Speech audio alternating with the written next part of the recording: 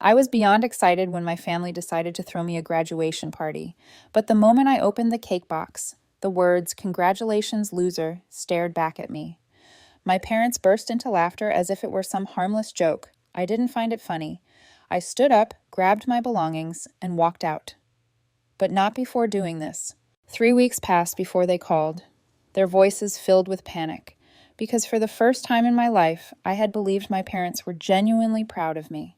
When I walked into the house, it was fully decorated, real decorations, blue and silver streamers hung from the ceiling, and a huge banner that read, "Congratulations, Ryan," stretched across the living room. There were people too, family, neighbors, and even a few of my dad's colleagues. And there was real food laid out, not just greasy pizza boxes tossed on the table. I had never witnessed them put in this kind of effort for me, not ever. They had done it for Jake, though. When he got into college the first time, they went all out with a huge celebration, invited all his friends, even gifted him a brand new laptop. And when he flunked out the following year, they never once scolded him. No raised voices, no blame. But for me, there was never anything. No applause, no parties. They always said I was the dependable one, the one who didn't need fuss or attention. That's what they told me, every single time I achieved something. Yet now, here I was, standing in a room dressed up just for me. My mom wrapped me in a hug, smiling like she truly meant it. "We're so proud of you, sweetheart," she said, her voice soft and full of warmth. "This is a big accomplishment." I blinked. I wasn't even sure how to process it. Years of swallowing the pain, of never feeling like I measured up. And now, suddenly, maybe things were shifting. Maybe I had finally done something worthy of their pride. My dad slapped my back, chuckling. "First college grad in the family, huh? Look at you." I smiled. Really smiled. For the first time, I allowed myself to believe they actually saw me. Maybe I wasn't just an afterthought anymore. Then I noticed my brother off to the side, glued to his phone, completely uninterested. Typical. But even that didn't bother me today. Today was mine. Someone handed me a drink. There was a toast. People came up to congratulate me, offering handshakes, asking about my future. I was floating. Then they brought out the cake. It was massive, fancy looking, definitely not from a grocery store shelf, the kind you custom order days in advance. My mom carried it in with a bright smile, setting it right in front of me. My dad nodded at it, still grinning. "Go on, take a look," he said. Still caught in the joy of the moment, I leaned forward, grinning, letting myself believe this was real. But then I read the writing. "Congratulations, loser." My stomach sank like a rock. It felt like I'd been punched without warning.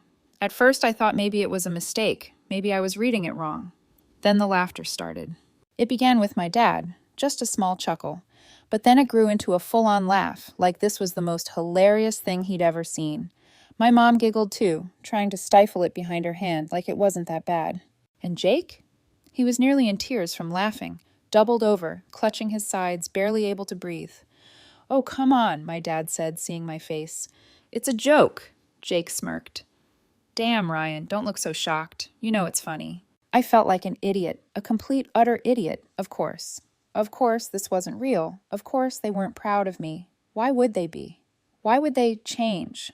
I scanned the room. A few people looked uncomfortable, glancing at each other. But no one said anything. No one stood up for me, not one person. I swallowed down the nausea rising in my throat, willing myself to stay composed. A joke, that's all I was. To them. Something inside me settled. It wasn't anger, not in the way they expected. It wasn't sadness either. It was something sharper, something clearer. I picked up the glass in my hand and slowly, deliberately raised it. The room quieted slightly. Everyone watching, waiting to see how I would react, I smiled to my family. I said, my voice smooth, even for always being exactly who I thought you were. The laughter died down to this party. I continued, nodding toward the decorations, the cake. So much effort, so much thought put into it. I'll never forget it. The silence stretched my... Mom shifted uncomfortably. My dad's smile twitched. And to the future I said, lifting my glass slightly higher, because I've finally learned exactly how to treat you the way you've always treated me. No one spoke. I held their gazes for just a second longer, let the tension thicken, let the unease settle into their bones. Then I downed my drink in one go, set the glass down carefully on the table, and turned toward the door. I grabbed my bag, slung it over my shoulder before I walked out. I glanced back one last time. Jake was watching me now, the smirk on his face faltering slightly. My dad cleared his throat. "Oh, come on, Ryan. Don't be dramatic. It's just I smirked. "Oh, and one more thing, but you'll figure it out soon enough." Then I walked out the door. No yelling, no outbursts, no tears, just silence. A thick, suffocating silence that followed me as I left. I didn't need to see their faces to know the confusion was already setting in. They were trying to brush it off, trying to tell themselves I was just being sensitive, that I'd get over it, that I'd come back. They had no idea what was coming. But they would soon enough. They would. I was never the son they wanted. Jake was, from the moment we were kids. It was obvious he could do no wrong. He was the golden child, the favorite, the one my parents lit up for, the one they defended, protected. Dotted on the one who got second, third, fourth chances, no matter how badly he screwed up, and me. I was the one they tolerated. I used to wonder why. What made him so much more deserving than me? What did he have that I didn't? I worked hard, I got good grades, I stayed out of trouble, I did everything right, and yet I was the one they dismissed it. Started small when I was 6. I won a school spelling bee. I came home beaming, holding my little certificate, waiting for them to say something, anything. Jake had drawn some scribbles on a piece of paper. That same day, my mom gushed over it, put it on the fridge, called him her little artist. My dad ruffled his hair, said he had real talent. I held out my certificate, hopeful. My dad glanced at it, unimpressed. "Spelling. That's not a real skill, Mai." Mom smiled at me, but it was a distracted kind of smile. "Oh, honey, that's nice. But don't brag." Okay, I wasn't bragging. I just wanted them to see me by the time I was 10. I had stopped trying. Jake got in trouble at school. The teacher was being unfair. Jake broke something in the house. It was an accident. Jake got bad grades. "Not everyone's a nerd like Ryan," my mom said. If I so much as rolled my eyes at them, I was being disrespectful. If I asked for something, I was being ungrateful. When Jake got into college, they threw him a massive party when I got in. My dad barely looked up from his phone. I told myself I didn't care. It wasn't like I needed their approval, right? But some small, stupid part of me still hoped that maybe if I just kept my head down, if I worked hard, if I proved myself, one day they'd see me. One day they'd be proud. Then college came. I knew better than to expect them to help with tuition. I didn't even ask. I got a scholarship, took out loans, worked part-time to cover what I could. Jake, though, he barely made it through high school, and yet when he got into a second-rate college, my parents were so proud. "We'll help you with whatever you need," my mom had told him, and they did. Paid his tuition, bought him a car, sent him money every month. Jake partied his way through his first year, skipped classes, barely passed his. Exams by the second year, he flunked out completely. And my parents, they never got mad at him. They never blamed him. They actually felt bad for him. It was too much pressure, my mom had said, shaking her head. We probably pushed him too hard. Pushed him. They handed him everything, but the real slap in the face, the part that made something in me finally snap. They started planning his second chance. They found another college, made calls, pulled strings to get him in again. They told him this time would be different. They told him they'd still support him, pay for what he needed, make sure he had an apartment close to campus, and then they told me I'd be co-signing his lease. Like it was a given, like it was my responsibility to make sure Jake had a place to live while he got his second chance. "You have good credit," my dad had said. "It won't cost you anything. It's just a signature." I should have said no, but I didn't. I was so used to doing what they expected of me that the words were out of my mouth before I even thought about it. Yeah, fine. They barely even acknowledged it, just assumed I'd fall in line, like always. Jake didn't say thank you, didn't even acknowledge what I was doing for him, and that was the moment I realized it would never stop. No matter what I did, I would never be enough for them. I could have landed on the moon, and my dad still would have shrugged. My mom might have offered a polite smile, and Jake? He'd just crack a joke about how I was trying way too hard. It wasn't that they didn't notice me, they just didn't care. So when I stepped into that graduation party and saw the decorations, the banner, my mom's beaming smile, and my dad shaking my hand, I let myself think, just for a moment, maybe this time it's different. Maybe this time they're actually proud of me. And then came the cake and the laughter, and that's when I knew they were never going to respect me. But that was okay, because after that night, they would never get the chance to use me again. I walked out of that house, but not before I made one final call. Not before I did the one thing they never imagined I had the guts to do. Not before I ensured that in exactly 3 weeks, they'd be the ones calling, frantic, pleading, realizing too late they had finally pushed me over the edge. 3 weeks went by before they figured it out. At first, I ignored their calls, not purely out of spite. Well, maybe a little, but mostly because I just didn't care anymore. I had spent years responding to every demand, dropping everything when they needed help, contorting myself to earn approval from people who never really valued me. So when the missed calls started piling up, when my mom's voicemails came one after another, when Jake's texts shifted from, "Dude, WTF," to, "You need to fix this," I left them all unopened. No replies, no responses. I already knew why they were calling, and the longer I stayed silent, the more frantic they became. Mom tried playing it cool at first. "Sweetheart, something strange is happening with Jake's apartment. Can you give me a call?" Then she switched to confusion. "Ryan, did you forget something with the lease? The landlord just told Jake you're not listed as his co-signer anymore." Then came Dad, furious and leaving angry voicemails. "What the hell did you do? You gave your word. You need to make this right. Call me back." And finally, Jake. He skipped the pretending altogether. No fake concern, no sugarcoating, just straight up fury. "You screwed me over. Fix this now." I smirked when I read that one. 3 weeks earlier, right after I left the party, I had gone straight to my car, pulled out my phone, and called the landlord's office. I officially removed myself as Jake's co-signer. That was it. No drama, no warning, just a simple final decision. And now the consequences were sinking in. Jake's lease? Now invalid. And they were just beginning to feel the weight of it. They had all assumed I'd already locked it in. I'd said yes before, hadn't I? I had always gone along with their plans. Never pushed back, never said no. They believed I was still that same person, but they should have known better. Because the second I saw that cake, I made up my mind. I was finished letting them walk all over me. And now, for the first time ever, they were the ones dealing with actual consequences, and it was absolutely glorious. On day 22, I finally picked up the phone.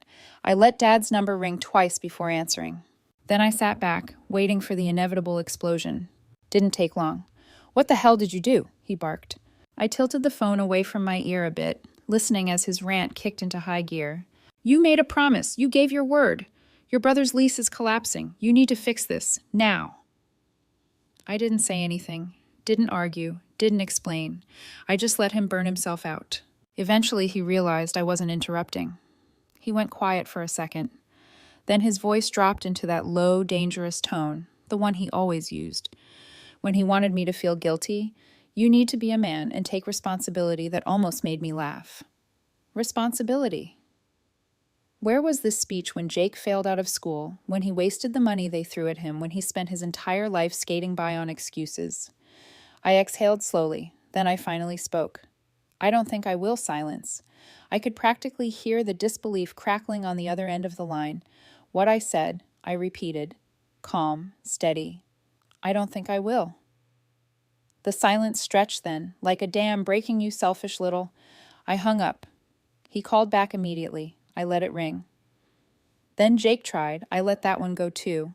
Then my mom, and this time I picked up because I already knew how this was going to go. She started soft. "Sweetheart, we need to talk." I hummed, unimpressed. "Do we?" She sighed, like I was being unreasonable. "No, you're upset. We all know that party didn't go how you wanted," I scoffed. "Is that what we're calling it, a party?" She ignored the sarcasm. "But this is serious, Ryan. Your brother's future is on the line." I almost laughed his future when, had they ever cared about mine, I had clawed my way through school without their help, worked myself to exhaustion, took on loans, and where were they? Supporting Jake, and now they wanted me to sacrifice for him too. I kept my voice steady, measured. "I think Jake will figure something out," she bristled. "You know, he can't get approved on his own. Sounds like a him problem, Ryan." She tried again, a little sharper. "Now, this is what family does." "No," I said. and my voice finally lost its patience. This is what I did for years, and what did I get for it? A cake that said, "Congratulations, loser, silence." The first real silence. I let it sit there, let her soak in it. Then I said softly, "And now you're realizing how big of a mistake that was." Her breath hitched. "It was just a joke," I smiled. "So is this?" Then I hung up. I stared at my phone for a long time, waiting, half expecting another call, but none came. For the first time in my life, they had nothing to say because they knew I was serious, and they knew they had finally pushed me too far. But the best part, this wasn't even the end, because they still hadn't realized just how badly they had screwed up, and soon they'd be calling again, begging.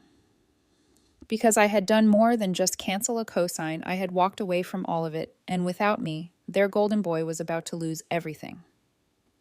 They didn't call again for a few days. I wasn't surprised. My dad had probably ranted and raged about how I was an ungrateful disappointment. My mom had probably cried about how I was tearing the family apart, and Jake had probably sulked, throwing a tantrum, because for the first time in his life, he wasn't getting what he wanted. But I knew it wasn't over, because there was still one last thing they hadn't realized yet. And when they did, that's when the real panic would start. I didn't have to wait long on a Friday evening. As I was settling in with a beer and some peace and quiet, my phone buzzed. Jake. I smirked and let it ring. He tried again and again. By the fifth call, I finally answered, letting my voice stay relaxed. Thought we were done here. His voice came through, loud, frantic. "What the hell did you do?" I took a slow sip of my beer. "Be more specific." "The money." "Ryan, the tuition money." "It's gone." There, it was. I smiled because this was the part they hadn't figured out yet. See, it wasn't just the co-signing. I had pulled out of it was everything I had. Been helping them financially for years, covering little things, making up for missed payments, loaning money. I was never repaid, and when they started planning Jake's second attempt at college, they casually suggested I pitch in. "You're doing well now," my dad had said, like it was nothing. "You should help your family." I hadn't agreed, but they took it for granted that I would. They assumed, as always, that I'd fall in line. So I did the one thing they never expected. I cut them off completely.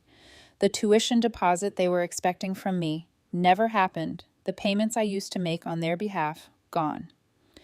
The quiet financial safety net I had unknowingly been for them vanished, and now they were drowning. Jake had lost his apartment. Now he was losing his second chance at school, because without my money, without my help, without my credit, he had nothing, and I had never felt lighter.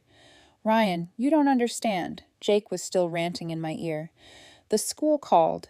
They said the payment never went through. I don't have enough to cover it. I'm about to lose my spot." I let out a low hum. Damn, that sucks silence. Then his voice sharpened. "Fix it." That made me laugh, actually laugh. It was incredible, really, how deep his entitlement ran. Even after everything that had happened, he still acted like I owed him something. "You're serious?" I asked, shaking my head. "You said you would help," he snapped. "No," I replied calmly. "You assumed I would. There's a big difference." He stammered. "Mom and Dad said—" "That I cut you off?" I finished for him. "Yeah, I bet they did. But here's the thing. I don't care what Mom and Dad said." There was a pause, tense silence. Then, quieter this time, he tried another tactic. "Ryan, you know this is my last shot, right?" And there it was, that note of desperation in his voice, the moment it hit him that he was truly screwed. I leaned back, keeping my tone composed. "Yeah," I said, "I know." He swallowed hard. So, I repeated, stretching the words slowly. "You'll figure something out." That was the same phrase my dad had tossed at me when he drained my college savings. The same line they all used every time I needed help, every time I fought alone. Now they could experience it for themselves. Jake finally snapped. "You're such a bitter piece of shit. You're just doing this to punish me." "No," I said evenly. "I'm doing this because I've finally learned how to treat you the same way you've always treated me." I let that truth hang in the air before ending the call. The next day, it was my mother. She was already crying when I answered. "Ryan," she choked, "we need to talk."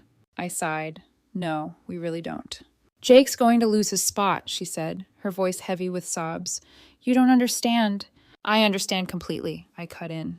She paused, took a breath. You're punishing all of us for a stupid joke. I smiled faintly. No, Mom, I'm finally treating you the way you've always treated me.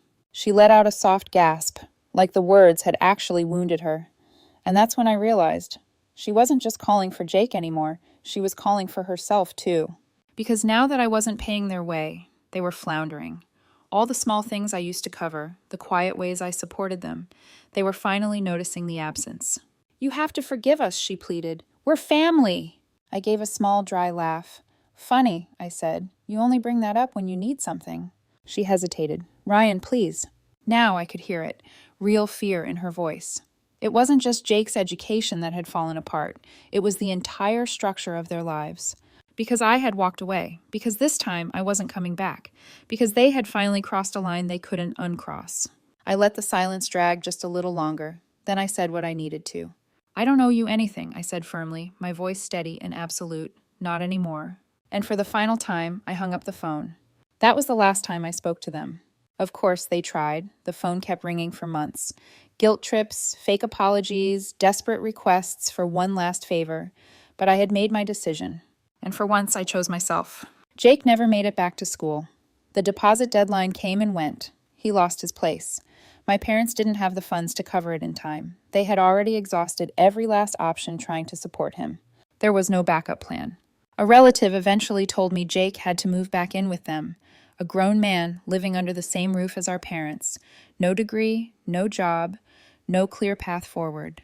Honestly, it felt poetic. For years, I had been the one they overlooked, the one they dismissed and laughed at.